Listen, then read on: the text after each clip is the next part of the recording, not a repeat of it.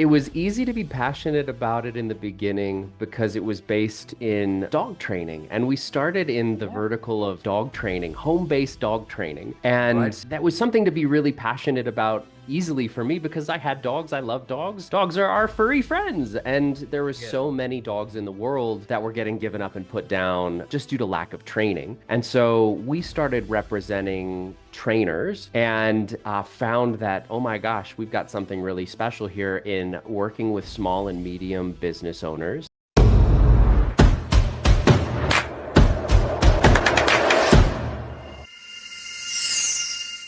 Hey guys, and welcome to the Grow IT podcast. One of your hosts here, Trey King. And today we are very excited to have our guest, Mr. Jason from Rainmaker. And we'll be diving into his story a little bit, as well as what it is his company does. And then, as always, some engaging insights into the technology industry.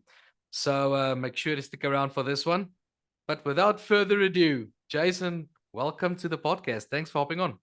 Thanks for having me, Treg. I'm excited to be here. I'm the co-founder and vice president of sales here at Rainmaker, and I've been doing sales as long as I can remember, from selling my parents on that great idea I had in high school to selling my college professor on why my paper might have been a little late, to selling my wife on the idea of marrying me, to selling our kids on those strained peas and carrots as they were growing up, and Yeah. everything else. And I think a lot of life is sales, and I have a lot of fun with that. And so does the company. And I think building off of that is something that everyone can do. Excellent. So tell me, how did you get into this specific business sector, right? What was it that sparked that initial interest specifically in the company that you operate in, that made you so passionate about what you're doing? It was easy to be passionate about it in the beginning because it was based in dog training, and we started in the Yeah. vertical of dog training, home-based dog training, Right. and that was something to be really passionate about easily for me because I had dogs. I love dogs. Dogs are our furry friends, and there was Yeah. so many dogs in the world that were getting given up and put down just due to lack of training. And so we started representing trainers and found that, oh my gosh, we've got something really special here in working with small and medium business owners, helping support their frontline sales operations, being Yeah. that first point of contact. And then, oh, wait, there's all of this data. And managing that data, how can we use that data to then iterate a process that becomes better and better? And we saw as we did that in one space in this vertical, maybe we could do this in other verticals. And so we started expanding and growing, and we have proof of concept all over the place for home-based services, Yeah. cleaning, pest control, lighting, landscaping, dog training, and the list goes on and on. I'll let you know if I find a market space that we haven't been successful in because it hasn't Yeah, please do. happened yet. Yeah. Well, it's good because then I can get you back on again. So, Yeah. you know, tell me, based on your expertise, obviously you've got quite a colorful background, but based on your expertise in the current industries that you guys are operating in, what's are the current market trends that you are aware of? What ways are the winds blowing these days? Last year in the dog space, things went down a little bit. We saw a massive influx with COVID of, people having money, availability, and time to spend. And so we saw this big pop. And I think a lot of industries saw that over the course of the pandemic. And then we Right. started seeing it tail off. And we've seen a lot of growth in these spaces, cleaning services, cleaning franchises, pest control franchises, home-based dog training franchises, or dog training just in general. They've become these really saturated spaces. So one of the things that we kept looking at was, okay, how can we become a cut above in a saturated space? And it started with AI technology and looking at how AI can be leveraged and used to help the sales process, to help nurture and warm leads, to help educate and find the right spot to put the human in the loop.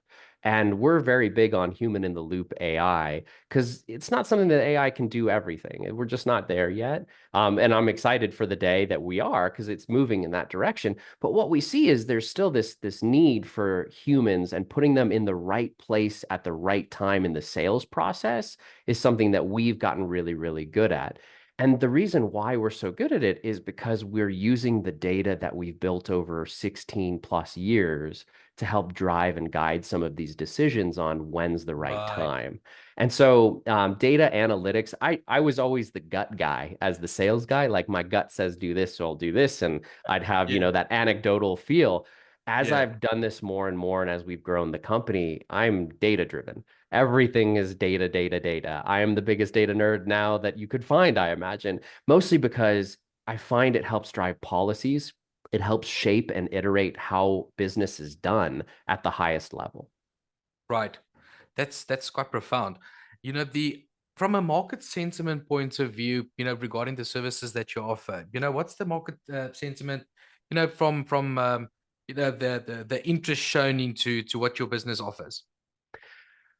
Massive. I think this is something that literally everyone can benefit from. Most business owners are great at what they do on a Mhm. one-to-one basis. They're not great at owning or running the business. And the ones that are great at owning and running the business may outsource this, but there's no one else in the space currently doing what we do. Everyone is leveraging people. It's a labor-based model. We're Yeah. leveraging technology. And that's the exciting part is the labor-based model goes down and the technology goes up. And if you can leverage the technology in a way where it actually increases the productivity and the sales closing percentages and your customer experience and decreases labor across the board as you go, it's that win-win model. And so I have yet to talk with a business owner that has this part of the solution figured out as well as our company has it. Yeah. And to that end, everyone needs it. Every small medium business that I've run into could benefit from our services. One of the best parts about us is we're really outcome based. So when we align with a business, we're really only successful if they're successful. And so we're Right. really incentivized to make sure that they're successful at the highest level. We're not just some hired outfit Mm. that could care less about how it works because we're getting paid regardless. We're really being paid on the outcome of their business On the being outcome of the successful. results. Yeah. Yeah, it's quite fascinating what you mentioned now. If you think about a company's operational cost and client acquisition cost, I mean, if one can close that, if one can narrow down the strike rates, as well as making use and leveraging this technology you're talking about. I'm going to ask you about that now. Leverage that technology. I mean, you're saving an operational cost, bringing down the CAC, the client acquisition cost of it, right? So I fully get what you're saying to increase the one and to decrease the other, right? Yeah, that sounds like a good model. That sounds like a good model. The Tommy, so well, having said that, this might be a good time, if you don't mind, just to elaborate a bit more. Like you mentioned on the technology side, what is it specifically? What your company does? End-to-end business. So we do everything from marketing and driving leads on the front end to the sales operation, closing the leads on the back end to the business analytics and helping give guiding and driving principles that will help continue to grow the business. So we kind of do everything from that perspective. We started as a sales engine, and what we found is that sales and marketing, if they're not connected, it's always sales going leads are bad, marketing going sales are bad. And it's kind of this Yeah, back and forth like this. If we good point. own both spaces, we can actually iterate better marketing strategies based on the leads and the way that we're working them to iterate better marketing, which drives better leads. And it's just a process that keeps iterating and getting better and better. And we keep split testing it as we go, which is something that I think a lot of marketing agencies do up to a point until it's productive and then they kind of stop and like sit back until it's not productive. We're very much the proactive, not the reactive approach to that. And are constantly iterating it as we go forward. We also developed our own proprietary platform. It's called Radar. Yeah. And we love the Rainmaker stuff. So Radar, you forecasting the storm coming and the rain coming and all that. Right. Right. Um, but the platform itself is incredible. I can't believe the changes in technology that exist nowadays and how we can leverage that to get increased speed to lead, 24/7 answer, warming people up to a point where you can educate them without having to be on the phone with them to the point that when they're ready to be on the phone, you have your best salespeople closing that out and they're already qualified. And so going through this nurture process, being able to warm the leads up, getting them to a point where they're there, and then continuing to follow up with them after the fact without having to rely on a labor force to do it it's Yes. just amazing. The results have been really cool, and we're just barely scratching the surface of it right now. So like 2025 is a big fun year for us, and we're 8 days in, and I'm already just blown away. Awesome. The talking about AI, it's the buzzword lately, right? Yeah. The I actually had someone, a business founder on the podcast. I think it was yesterday or the day before. Whereas he, said as well, he's in the business of the same when it comes to making use of AI, of not necessarily taking away jobs, but making jobs less, because now if you're used to having 10 people, in your case, let's say prospecting, now you only need three, for example, or whatever the case may be, right? And he's on the front line of those things, and it's such a significant impact. And especially because AI, to me, it feels like, that AI, the technology is like evolving every month. There's like every month I'm learning something new, or somebody tells me, yeah, this is now happening. I'm like, oh my word, geez, it's the pace is so, is so rapid. So, It's I can, breakneck for sure. Yeah. yeah, man, it's quite significant. If you don't mind, can you possibly like give me an example of a, like a typical client? You don't have to mention the name. I don't know if that can bring us in trouble. I don't know. Don't know those laws that well. But the just an example of a client that you guys have assisted, whereas they might have, you know, made use of more traditional way when it comes to sales point of view, or A to Z from client operation, where you've assisted them. There's a couple of verticals that we're in right now, and we're in partnerships with the larger parent corporations of them because we've had such a splashing amount of success working with individual franchise locations. One's in the cleaning space and one is in the pest control space. Yeah. And in both cases, we've seen massive increases in sales. In the cleaning space, recurring has gone up, the mix rate has gone up, and we've been able to close more clients at a higher price point and then continued to work with them through the course of the way that we're leveraging the technology to make sure that they become a lifetime client of the service, not just a one-time client of the service.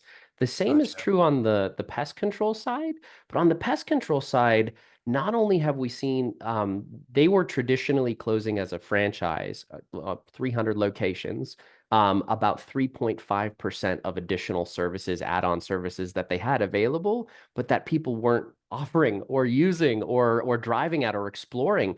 We've 10x'd it and seen Wow. it above 13.5%.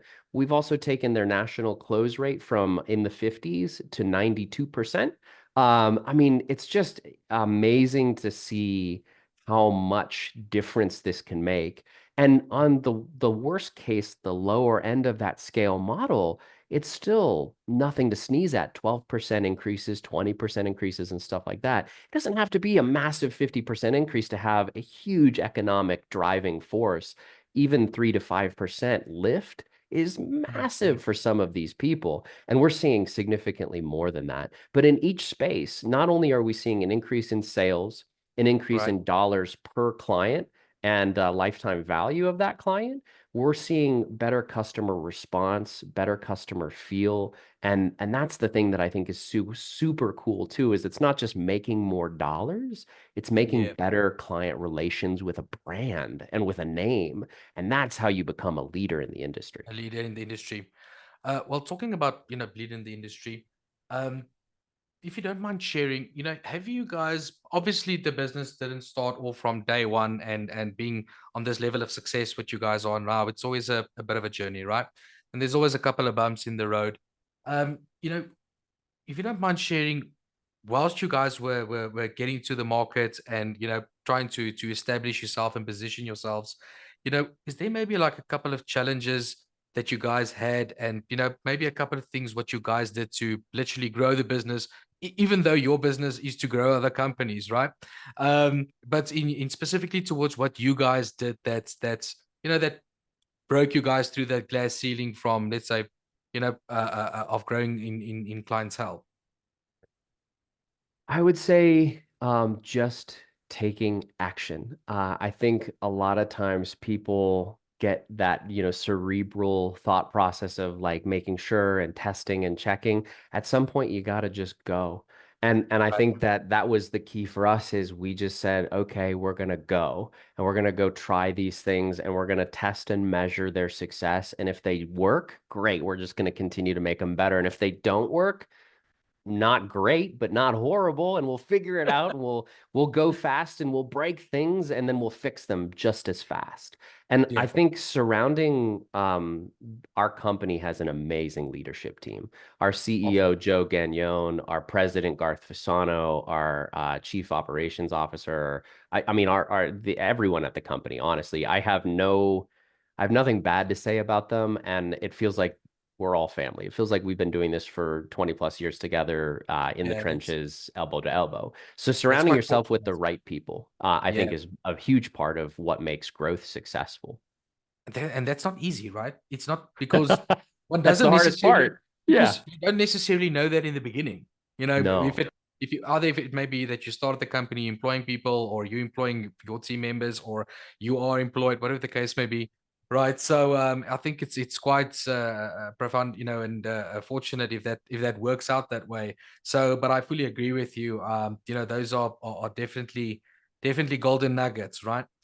The and then the last thing I wanted to ask you as well is that, what would you say in your, in your opinion, what mindsets would you say in your position in the business is needed for, to be successful as a leader in, in what you guys do? I'm thinking about, we've got an audience of ages from, geez, very young, which we never knew, and to, obviously people that's already made their money, and that's sitting on the beach. But what would you say, if you can share something for the younger audience that's wanting to get into, the position and the space that you guys are in, or what you are in currently as a leader?